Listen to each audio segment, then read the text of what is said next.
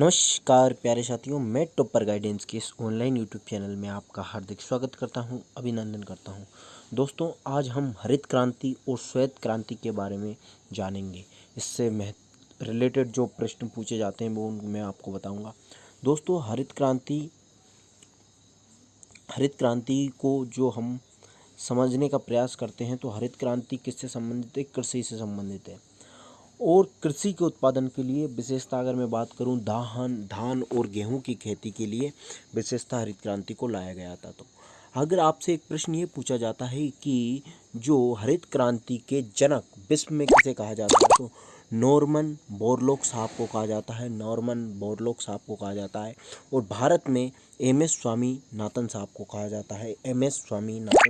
जाता है। ये आपको याद रखना है। हरित क्रांति के समय गेहूं कहाँ से आया था, तो ये आपसे प्रश्न पूछा जाता है। तो हरित क्रांति के समय जो गेहूं आया था वो मैक्सिको से आया था। ये कुछ महत्वपूर्ण पहलू हैं इससे रिलेटेड, हरित क्रांति से रिलेटेड, जो आपको याद रखना ही है।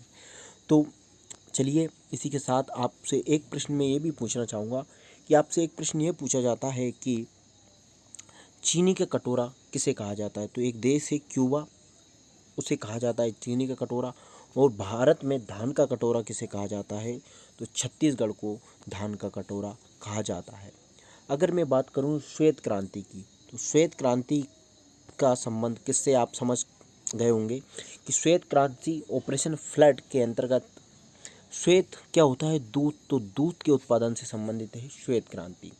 श्वेत क्रांति के अगर जनक की बात करूं तो वो हैं वर्गीस कुरियन साहब। देखो, इन्होंने क्या किया था इंडिया में, इनको मिल्कमैन, मेजर रूप से फादर ऑफ मिल्कमैन भी कहा जाता है। So cold. तो 1970 में इन्होंने ऑपरेशन फ्लड चलाया था और इनकी मृत्यु हुई थी 9 सितंबर 2012 को। हुआ क्या था कि ये अमूल डेयरी के संस्थापक हैं, वर्गीस कुरियन साहब हैं। वो अमूल डेयरी के संस्थापक हैं। NDDB, national dairy development board, इसकी स्थापना गुजरात में की गई थी 1970 में। अध्यक्ष थे अमृत पटेल। तो ये आपको इससे रिलेटेड कुछ महत्वपूर्ण पॉइंट याद रखने हैं। ये याद रखने ही हैं तो आप, या ये इस टाइप से छोटा सा प्रयास मेरा कैसा लगा आप बताएं, और चैनल को सब्सक्राइब जरूर करें यार।